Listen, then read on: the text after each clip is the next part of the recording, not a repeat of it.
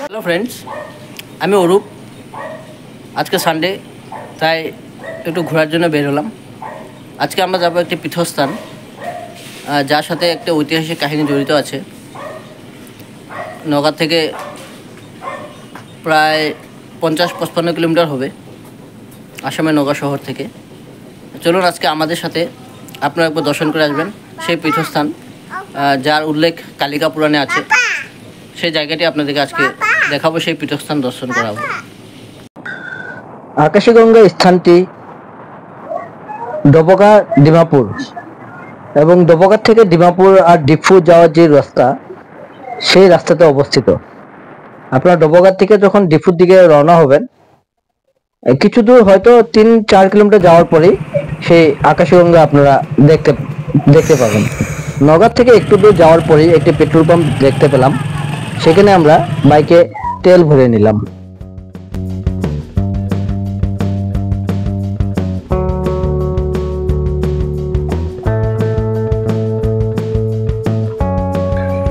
এই স্থানটির নাম হলো কঠিয়াতলী চারিয়ালি।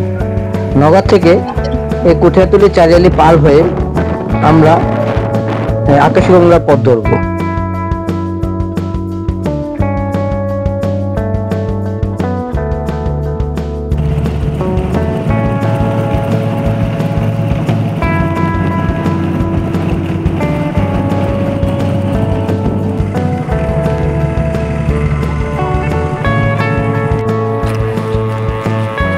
এই হলো সিদ্ধেশ্বরনাথ মুক্তিধাম।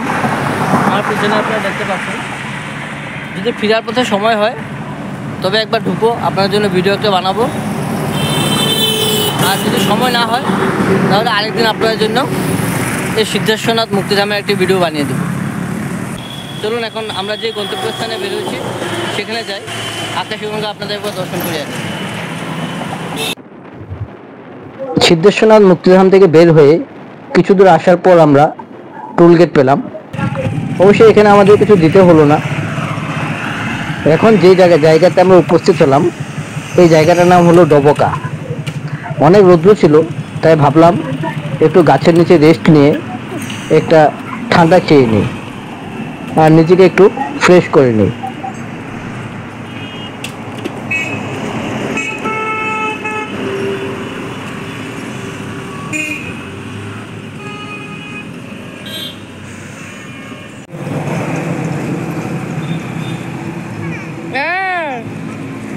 জুস এনেছো?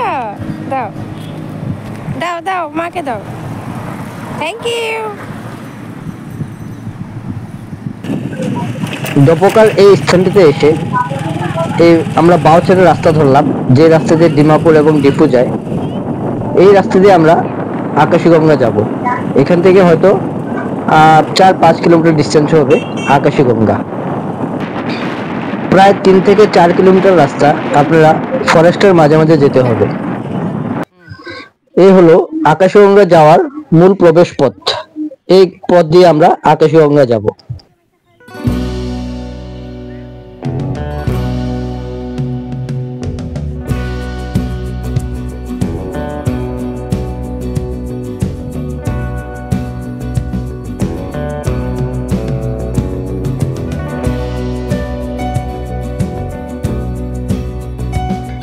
আমরা এখন হাইওয়ে ছেড়ে দিলাম এবং গ্রামের পথ ধরে এখন সামনে এগিয়ে যাচ্ছি।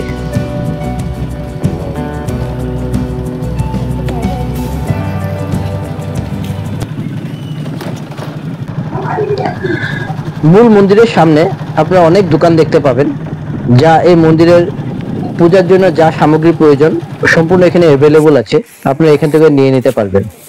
ওই যে সামনে দেখা যাচ্ছে মূল মন্দিরটির প্রবেশ পথ।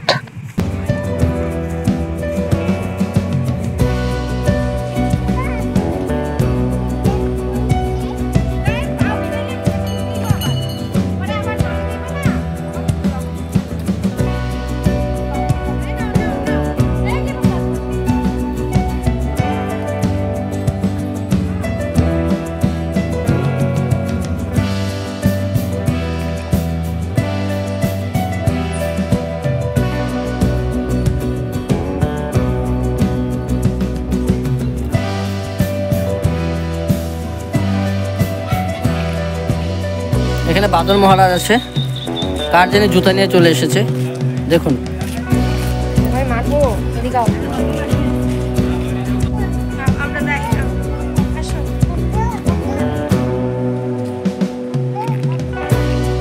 এখানে অনেক বাদর আছে।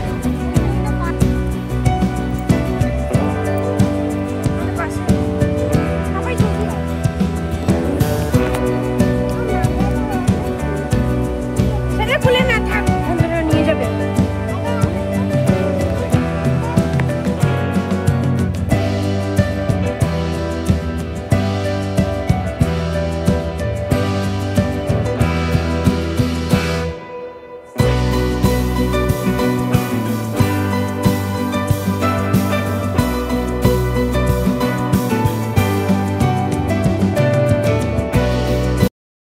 পাহাড় এবং জঙ্গলে ঘেরা এই স্থানটি সত্যি অপূর্ব, একদম মনোমোহা একটি পরিবেশ এই মন্দিরের পরিবেশটি।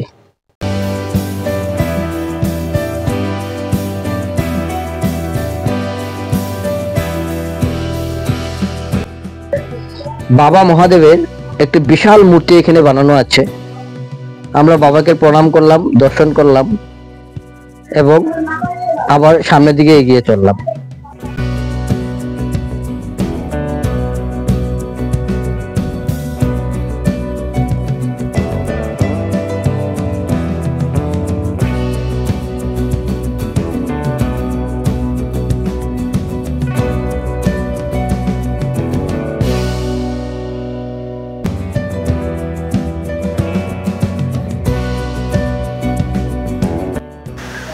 মন্দিরের পাশ দিয়ে বয়ে যাচ্ছে একটি সুন্দর জলপ্রপাত।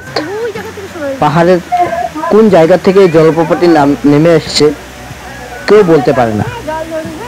তাই এই জলপ্রপাতটিকে আকাশগঙ্গা নামে নামকরণ করা হয়েছে। খুব সুন্দর এই জলপ্রপাতটি। এই সেই পৌরাণিক মন্দির, যে মন্দিরের উল্লেখ কালিকা পুরাণে পাওয়া যায়।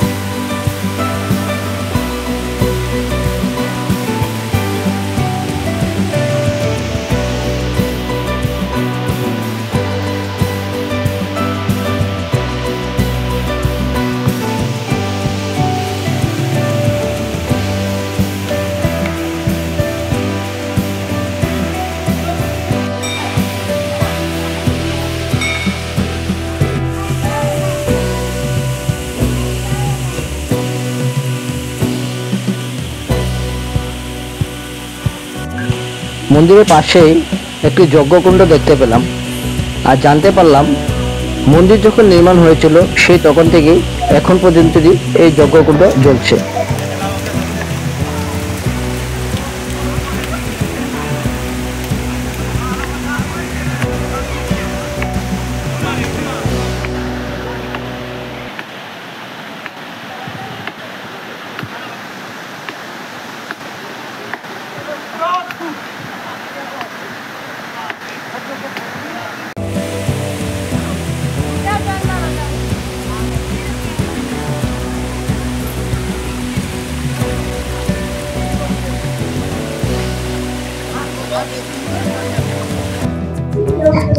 আশপাশের যত বাসিন্দা আছেন তারা সবাই এই জলপ্রপাতের জলটিকে অনেক পবিত্র মনে করে, তাই অনেক লোক এখানে আসে এই জলে স্নান করার জন্য।